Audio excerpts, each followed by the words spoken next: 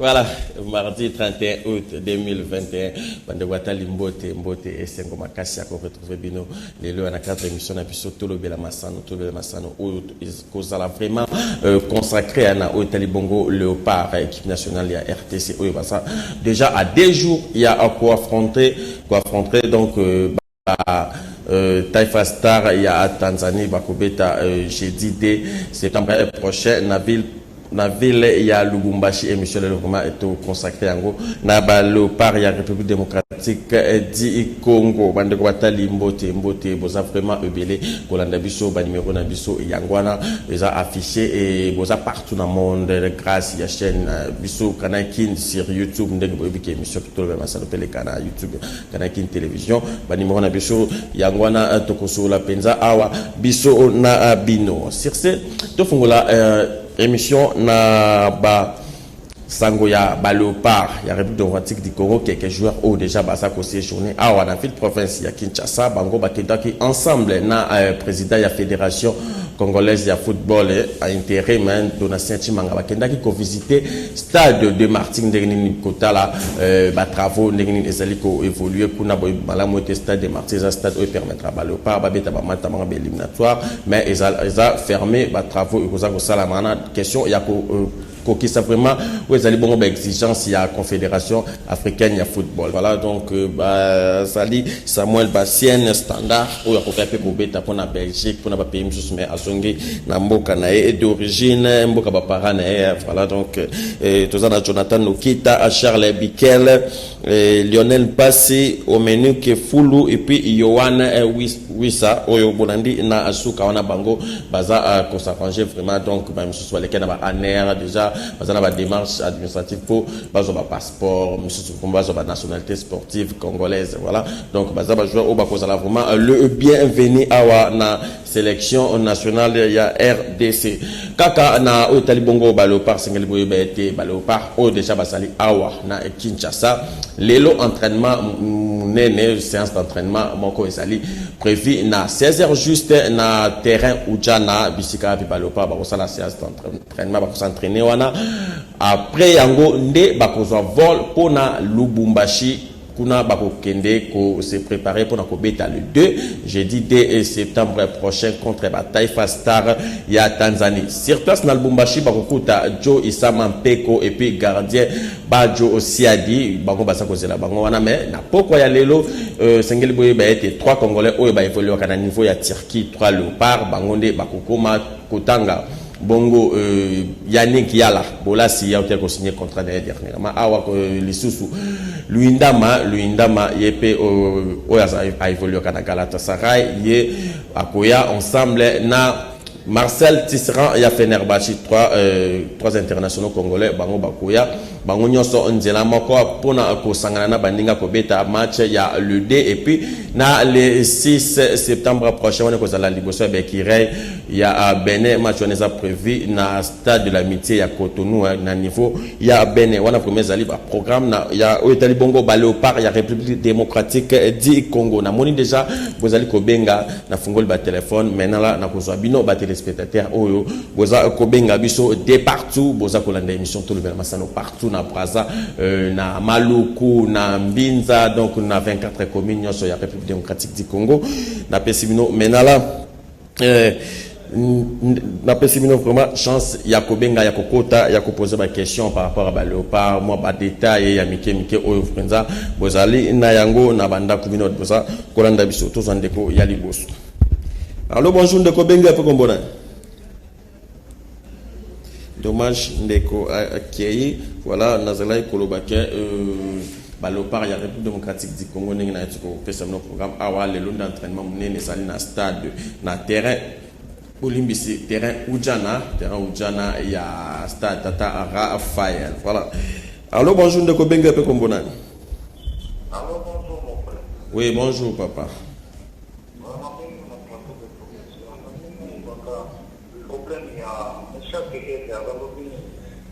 Voilà. Problème, il y a Meshach Elia. Ok. Meshach Elia, tu peux répondre. Ok. Tout ça, nous, Ndeko, Oyo, Wasali, Ko, Benga, Bisso. Voilà. Alors, bonjour, Ndeko, Benga, un peu comme bonheur. Oui. Oui, allô, papa.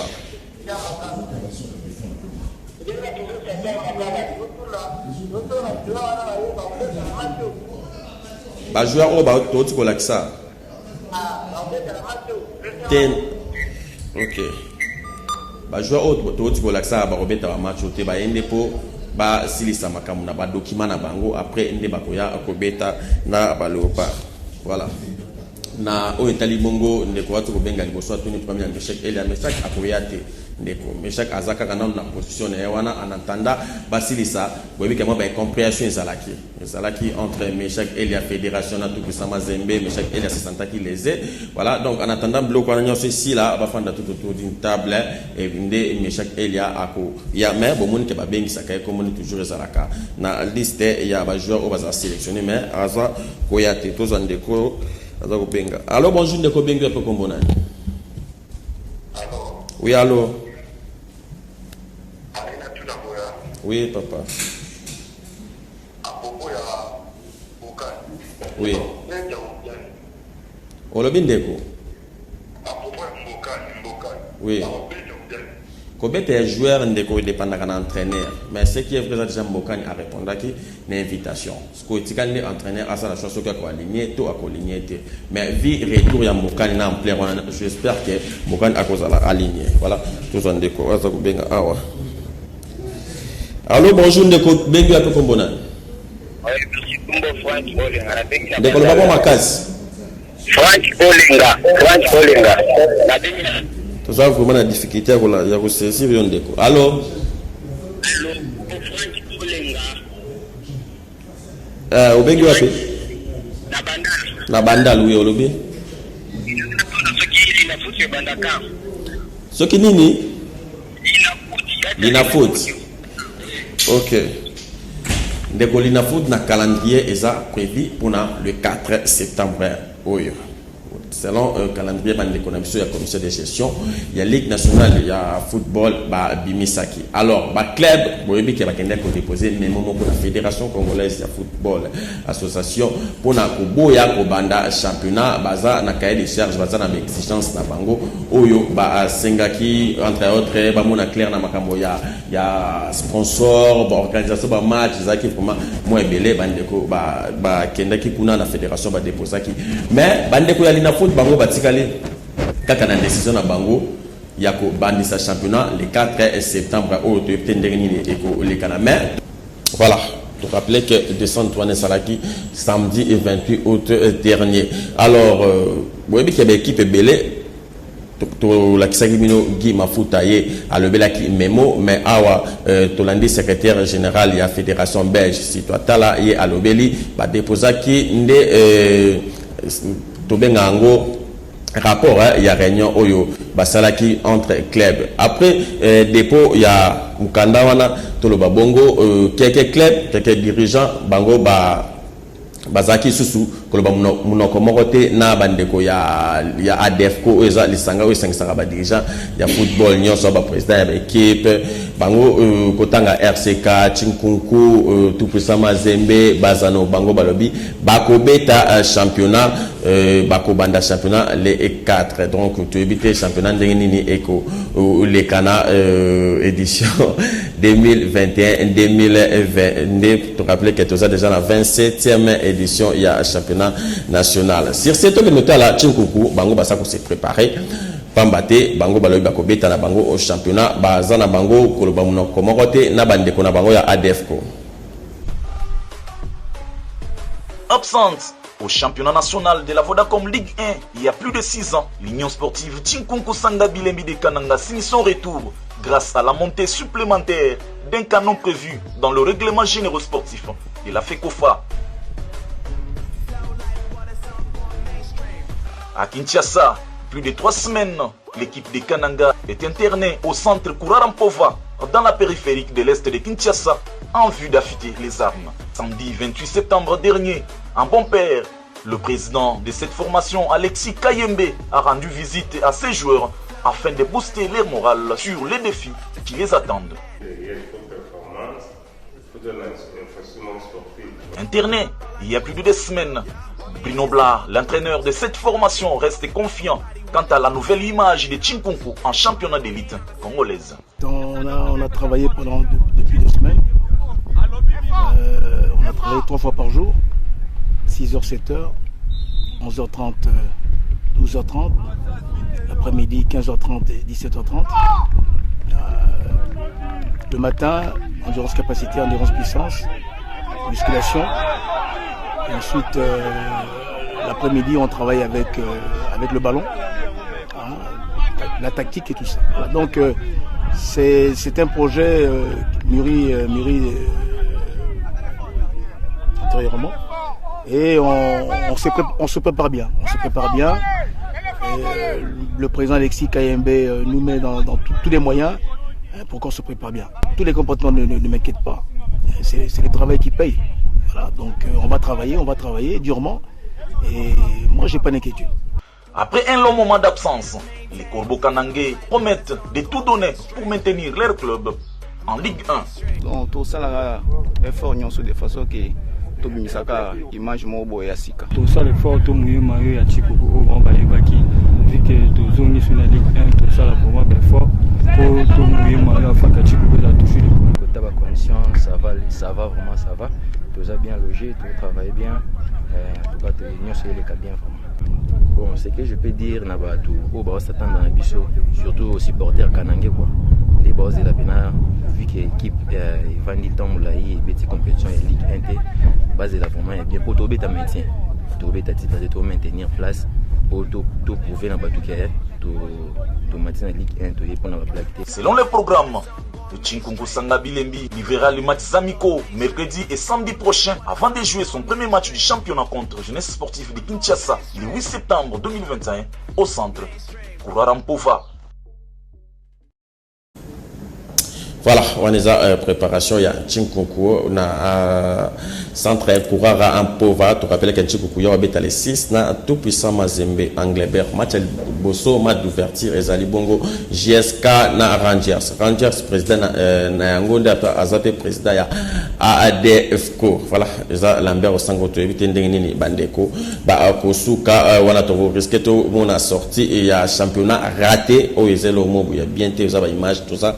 Kolinga Penzate, tozongeli mission tozongeli si je n'absous ali bongo ba Léopard tozongeli koyambabino bato bozali eko benga biso. Voilà, en attendant tous bande koptika na pesa vraiment un grand merci na l'ange noir Georgette Kamoy, this is for you. Georgette Kamoy, l'ange noir. Voilà. Et puis il a Blandine Lutezo, toujours au service de la nation. Blandine Lutezo, bois dormant, belle au bois dormant.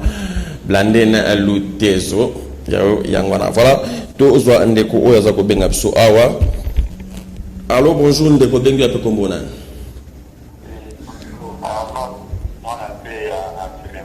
Oui.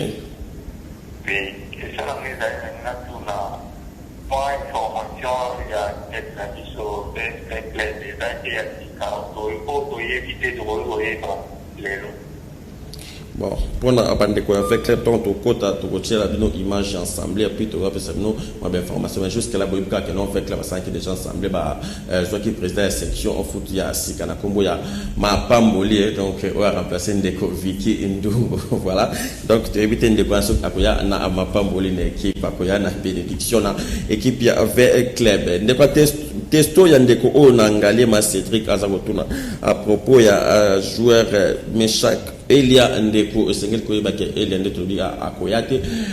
Ce qui te koy ko le banabino vraiment na mozindo ezake Meshak Elia tango kendaki na Suisse boyebi o elekanaki entre Meshak Elia TP Mazembe ndenge Meshak asambaki aza joueur balingaki ba signer contrat ya sepelaki na ngote makambo elekanaki afandaki vraiment tamula 6 mois et Meshak Elia abwakaki ngunda esa eloko abomba te ndenge sala ça qui va déclaration qu'on a que aza réfugié boyebi mutu soki déjà aza réfugié alors pour la kozonga lisusu esenga moi ba condition belé il faut assurance na pays wana ya libanda est libéré donc Meshak Elia ceux qui va travailler sur ça nde Meshak Elia akozonga na RDC pour na kobeta na équipe nationale déjà abeta za champion il y a un Chan. Allô bonjour de Kobenga pe kombona.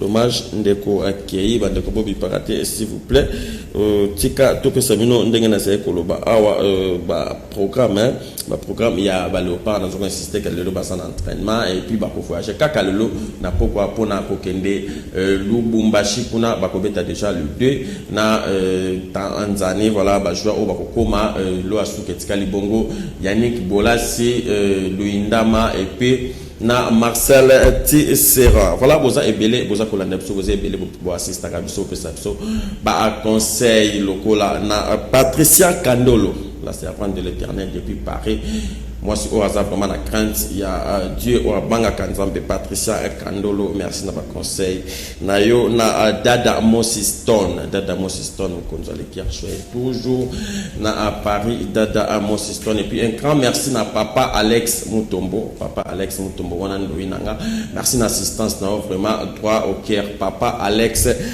Mutombo ya mama Monique. Alors bonjour de Kobengo pe kombona. Dommage ndeko a accueilli to continuer na série il y a appel to son ndeko awa. Alors bonjour de Kobengo pe kombona. Allô.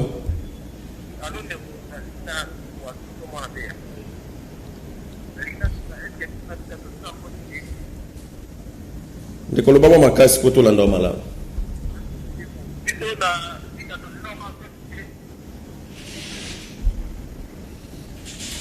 Landa vraiment ndeko malamu te to continuer na bapel de question ya ndeko penza to saisir malamu penza te je crois avec la vita oui je crois avec la vita ndeko ko benga na numéro oya mibale comme ça to zoyo 5 sur 5 vous avez belé ndenge naza koloba toujours boza ko soutenir biso boza ko tika soutenir ko la ba mama 94 sans frontières association 94 sans frontières aux dirigé na madame Nicole Batafé grand merci na binope grand merci na Fifi Madiata wazo séjourné à wana Kinshasa Fifi Madiata ya sa fils il y a un 94 grand merci du sous na Dalida et Alpha Chindele Mamingi wana bazaba jumelle 94 Dalida et Alpha Chindele le jumelle 94 na yemoko Nicole Batafé Annie Kokila 4G Mama Rosa Monica Rose ba yende voilà donc tout continuer na émission na biso po to yamba siko ba à téléspectateurs.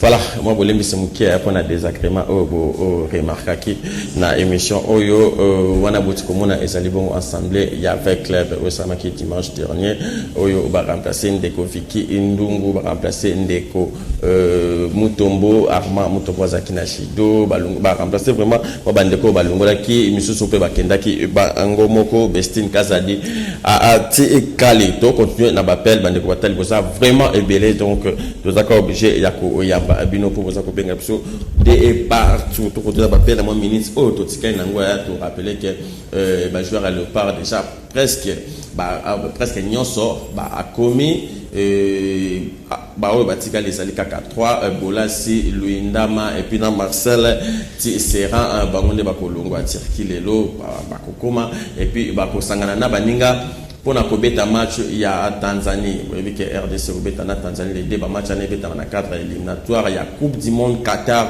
2022 souhait il y a batunion c'est ça que RDC a se qualifié na Coupe du monde voilà parce que RDC banda a beta Coupe du monde il y a 74 tilelo non RDC a kenda le sous Coupe du monde te souhait ya ba congolais nyonso to rataki o mosusu awa eute koleka à cause ya manque de concentration contre la Tunisie, tout ça la débit partout. Pendant que vous avez combiné déjà débit à 0, donc égaliser RDC match on a fait ça va passer. Oui, c'est là que RDC a vraiment ticket pour un mondial. Voilà tout ça de Ko Azako Benga. Allô, bonjour de Ko Benga pour Kombona. Bonjour papa Langai. Oui, bonjour. Bonjour. Naina tout na pour na équipe avec na éviter ceux qui veulent déjà assis à recruter des joueurs. Ba joueur. Oui. Ok, avec club ndeko azali a recruter ba joueur à part liste ya liboso ou avec club a Pibiaka tisikoyo baza ko recruter maintenant nous avons une liste officielle te o ba ko betela ngo championnat mais na ba police nous avons na joueur ndenge basali ko ya à part ba joueur ba yaki ba kikwama ba nzungu ba joueur belé avec club basomba kana mais tisiko non ba joueur mususu ba annoncer ba complémenter officiellement tant ba ko annoncer ce to ko ya akoye bisabino voilà donc on est bongo basangona o etali bongo AS Vita Club ya Kinshasa tozongela ba appel na abiso awa na émission tout le bel Massano ça vraiment est belé tous doit deux oui Jean-Jacques Dombela za signalé surtout kaka des téléspectateurs pour tout désannoncer na émission tout le bel Massano ya mokolo ya lelo mardi 31 au numéro ya Souka ya tout le bel Massano ya mois d'août ya 2021 donc to kutana sous na mois septembre toza ko kende vraiment malembe na fait ya année 2021 to banda kina bino depuis janvier tozaka kokoba nabino pe elongo kasi bandeko na bandeko belé baza ko sala biso pe défaut baza ko sala biso bandeko neti ya baramba baza ko sala ba téléspectateurs défaut parce que baza ko kata bandeko ba crédit na biso bino que ça somme pour bandeko ba benga quand même ba téléspectateurs ya Canal King toujours baza fidèle ba sala de toutes les façons ba content. Allô, bonjour ndeko benga un peu comme bonheur.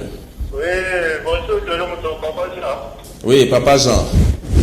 Oui, Papa, qui est allé dans la dernière localité, au fait, la bonne chance à Léopard. Voilà. Papa, un plus pour moi, on a vu ce qu'il y a de voilà. Papa, on a vu ce qu'il y a de soutien, il y a bien de nous, sur nos bestades, la Congo, et ça, c'est au monde à quel endroit, et pour moi, sur nos bestades, la guitare, la prophète, et ça, on peut bien. Donc, il y a un match, à un moment, il faut que ça se passe, il faut que ça se passe. Et comme il y a un chaîne, il va le point, le bas, l'évolution de l'Amérique, donc yiki, donc, c'est que ça bien. Merci beaucoup. Merci. Je vais m'apporter les journalistes, à votre supporter, plutôt il y a un support, nous sommes de Belé, il y a Yannick Nzouki. Voilà. C'est ça, c'est bien.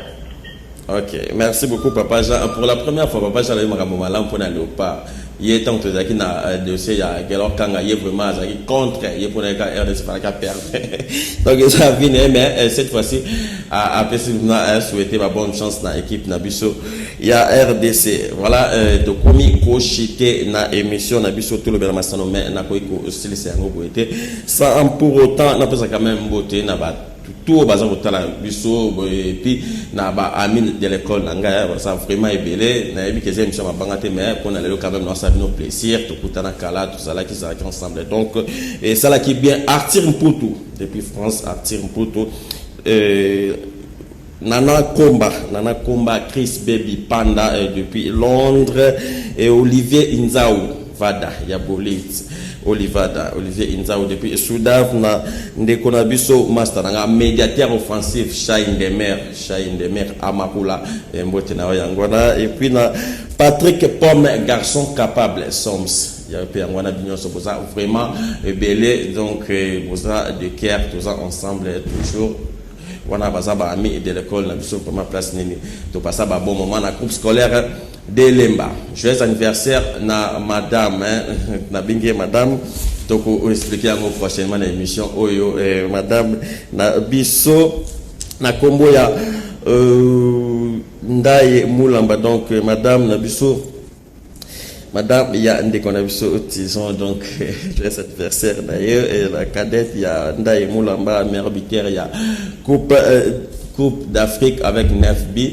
Te souhaiter quand même un joyeux anniversaire, de bonnes choses. Profitez bien la journée nayo madame Tison. Na profité car bon on a bengo madame Tison parce que naebi il est pourquoi to bombi kaka Combo. Voilà donc émission Yamukula Lelo vraiment et commis Nayango Kosi la émission ya le style voilà nazaka obligé otanga Congolais Sylvie Ndaye Moulamba joyeux anniversaire nayo Sylvie Ndaye Moulamba au profiter kaka na journée nayo oyo donc profite bien de ton jour ba bonne chose ba bonheur na soka nayo Sylvie Ndaye Moulamba disons ndo mbele émission Sylvie Botika malamu numéro mususu ya Tolobela Masano lobby mercredi et beaucoup retrouver Yannick Nzui qui mais rediffusion émission tout à l'heure à 18h15 qui met en Zambie et ça na bino. Merci.